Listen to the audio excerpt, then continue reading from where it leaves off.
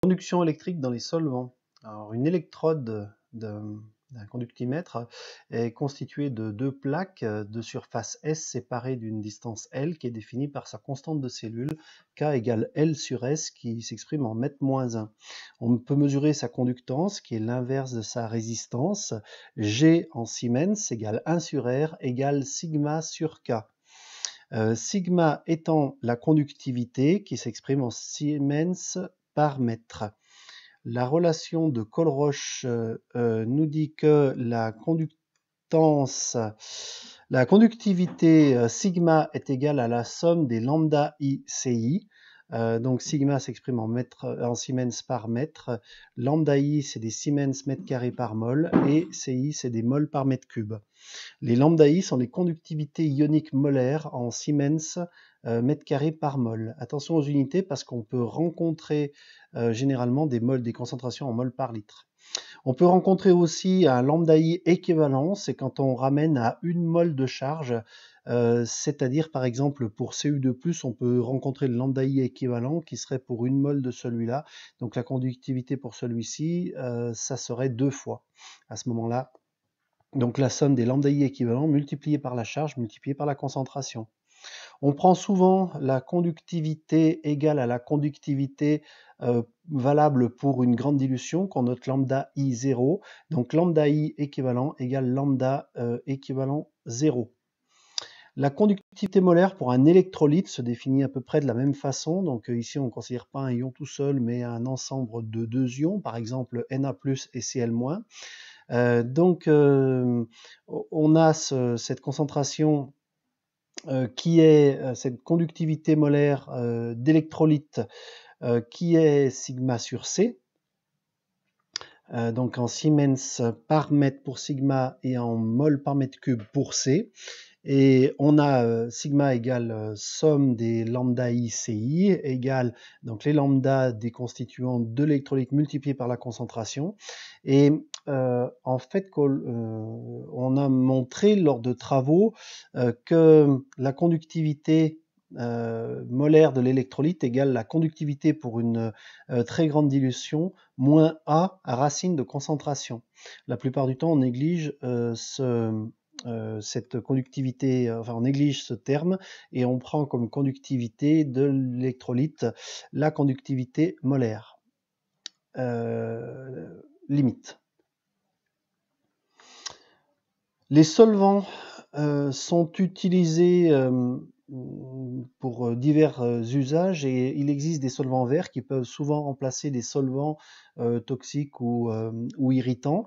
Par exemple, 1,3-propendiol, OH, CH2, CH2, 1,3-propendiol. Donc ici, il doit y avoir propandiol. Donc OH, CH2, CH2, CH2, OH.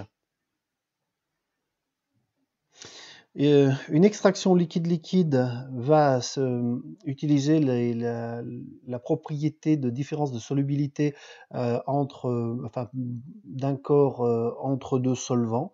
Donc on va pouvoir extraire un solvant qui va passer dans une solution S à une solution S'. Le coefficient de partage K0 qui doit être très grand devant 1, c'est la concentration en S', donc par exemple dans une phase organique, divisé par la concentration du même corps dans une solution aqueuse.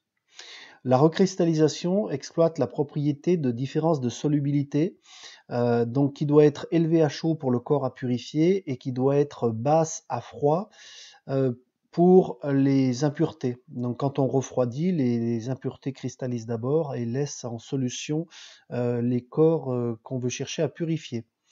La chromatographie sur couche mince exploite les différences d'affinité entre les corps, les éluants et les surfaces de la phase. On a une phase mobile et une phase stationnaire. Quant à la catalyse par transfert de phase, c'est une catalyse parce que quand on veut faire une réaction chimique entre un corps A qui est en phase aqueuse et un corps B qui est en phase organique, on va mettre un produit ionique, donc qui va être notre catalyseur ionique, qui est capable de se dissocier, donc il va Si on a le corps B, il va réagir, faire une réaction acide-base, et il va s'associer, B- va s'associer à cata+, et puis on va avoir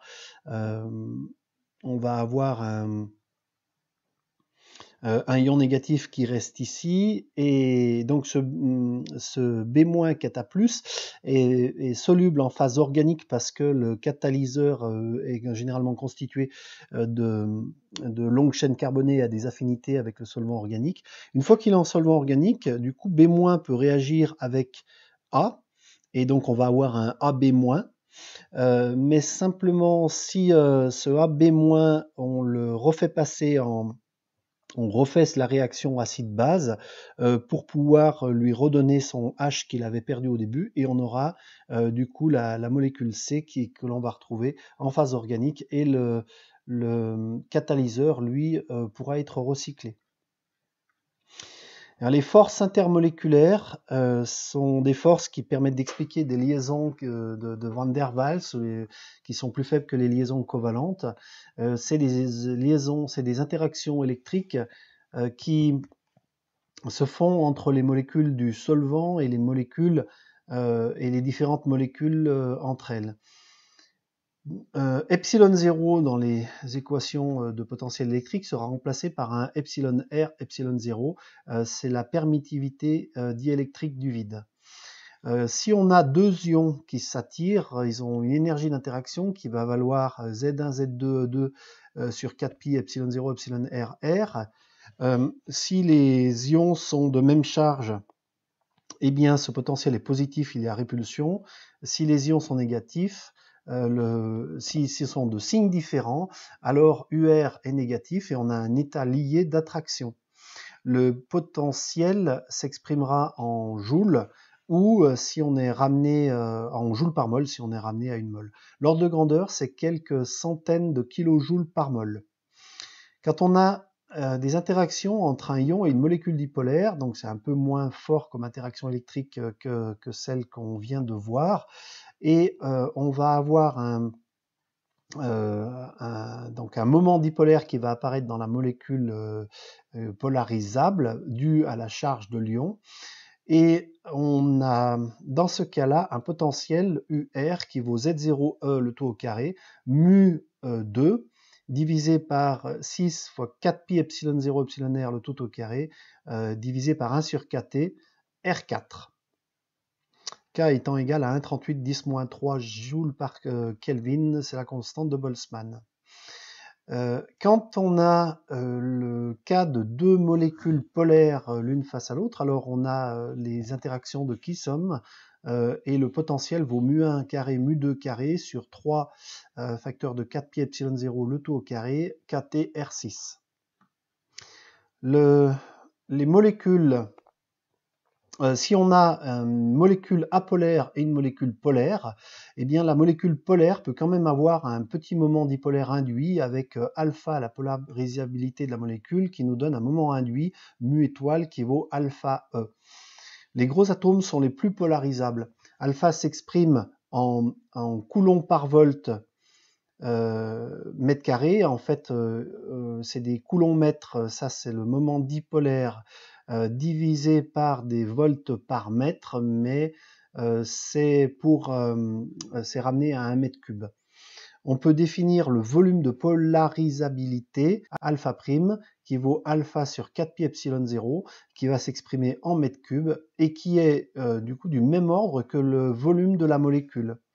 Et donc on aura des interactions de Van der Waals de type Debye dont le potentiel s'exprime UR égale moins alpha mu2 sur 4pi epsilon 0 carré R6. Enfin, si on a le cas de deux molécules apolaires, alors il existe des interactions de type London. Alors London, c'est des interactions qui sont très très faibles, c'est une double influence due aux fluctuations de la position des électrons. Donc ici, on a un potentiel qui est en 1 sur R6 et ce sont des interactions de Van der Waals. Alors si on récapitule, en ordre de grandeur, une liaison covalente, c'est de 100 à 800 kJ par mol. Une liaison hydrogène, c'est de 10 à 40 kJ par mol. Et toutes les liaisons de Van der Waals sont des ordres de grandeur qui comprisent entre 1 et 10 kJ par mol. Les plus faibles étant les interactions de type London. Sinon, ensuite, c'est Debye et ensuite, c'est Kissom. Quand on cumule les effets de toutes les forces de Van der Waals, on a un moins CKE, enfin on a l'ensemble des coefficients et on a un potentiel en 1 sur R6. Et la répulsion électrique, elle, est en 1 sur R12. Donc la courbe d'énergie ici étant l'énergie de liaison, et ici on a une courbe d'énergie de répulsion. Eh bien, on va avoir deux liaisons celle-ci, deux répulsions celle-ci, et la somme des deux va nous faire qu'il s'établit un potentiel négatif, donc un état lié à un rayon équivalent qui vaut 2A sur C, exposant 1/6. Une liaison hydrogène est une interaction attractive qui se développe entre un atome type AH et un atome B, où A et B sont tous les deux électronégatifs, et B possède un doublet non liant. Donc on va avoir le A qui est électronégatif, qui fait une charge delta plus ici. On a ici un doublet non liant, donc un delta moins, et il peut s'établir une liaison hydrogène entre ces deux. Alors, pour les propriétés des corps purs, on peut voir que plus la taille de l'atome, plus le alpha pour les interactions de Debye augmente, plus la température de changement d'état augmente. Quand il y a une possibilité de liaison H, la température de changement d'état augmente, puisque les molécules sont plus difficiles à séparer. La liaison hydrogène intramoléculaire, comme c'est le cas ici, va faire que ça fige la libre, ici avec la double liaison, enfin du moins, cette molécule pourrait tourner, mais ici on a une double liaison, donc ça fige la libre rotation autour des liaisons, et du coup on a un corps on a un corps qui s'évapore ici à 130 degrés, alors qu'ici, puisque la double liaison fige la libre rotation, donc on a 4 possibilités de liaison hydrogène, alors qu'ici on n'en avait que 2, puisqu'il y en avait 2 qui étaient prises par la liaison intra. Les liaisons hydrogènes intermoléculaires expliquent la cohésion des solides, comme par exemple le Kevlar, dont la solidité est due à des molécules qui sont alignées et liées entre elles par des liaisons hydrogènes sous forme de feuillets. En spectroscopie, quand on a un atome A qui est lié à un H et puis qui interagit avec un B par une liaison hydrogène, la liaison H va modifier la raideur du ressort qui modélise la liaison, la vibration est modifiée et le spectre également. Donc en phase aqueuse, on a un très fin pic d'absorption à 3600 m-1 concernant cette réaction. Par contre, en phase gaz, quand on n'a plus de liaison hydrogène, à ce moment-là, on va avoir un pic beaucoup plus large à 3300 cm-1. Les solvants sont caractérisés par une permittivité relative, un moment dipolaire et la possibilité de faire des liaisons hydrogènes. On les appelle dissociants quand ils permettent de séparer des paires d'ions, sinon on les appelle non dissociants. L'énergie de solvatation peut s'exprimer avec l'équation de Born, E égale moins ZE carré sur 8 pi epsilon 0 Na sur Ri facteur de 1 moins 1 sur epsilon R. Les solvants polaires sont ceux qui sont aptes à solubiliser les corps polaires, caractérisés par un moment dipolaire élevé et une permittivité diélectrique du vide relative très élevée. Un solvant, alors de l'ordre du moins polaire au plus polaire, on va avoir les alcanes qui sont très peu polaires, les altères qui peuvent l'être un peu avec, comme les cétones et les esters, qui peuvent l'être un petit peu avec le O qui dépasse au milieu. Les alcools avec le groupe OH commencent à être un peu polaires, et bien sûr l'eau est très polaire avec les acides carboxyliques. Un solvant protique est un solvant apte à donner des protons, donc il possède des hydrogènes avec des charges positives qui peuvent, c'est-à-dire des hydrogènes qui sont liés avec des électrons, des atomes plus électronégatifs qu'eux. qui s'oppose au solvant aprotique. Donc un solvant polaire protique, c'est par exemple l'eau, l'alcool, l'acide carboxylique. Un solvant polaire aprotique, c'est par exemple la propanone. Il n'y a pas de dans la propanone, avec le CO, il n'y a pas de H qui peut facilement s'en aller, donc il n'est pas, c'est un solvant qui ne va pas pouvoir donner de protons. Un solvant apolaire, c'est comme le cyclohexane ou le toluène. Lors d'une dissolution, il y a tout d'abord une ionisation, par exemple HCl qui devient H plus Cl-, mais les deux sont encore liés. Ensuite, il y a une dissociation, H plus Cl- qui se séparent. Et enfin, les ions qui sont solvatés, donc chacun des ions est entouré d'ions de l'électrolyte. Un électrolyte fort se dissocie complètement, un électrolyte faible se dissocie partiellement. La solubilité est une grandeur qui se mesure en grammes par litre et qui exprime l'affinité entre un soluté et un solvant. La miscibilité est, par comparaison, un terme qui permet de mesurer l'affinité entre deux solvants. Quand deux solvants sont non miscibles, c'est par exemple le cas d'un solvant polaire et d'un solvant apolaire. Pour décrire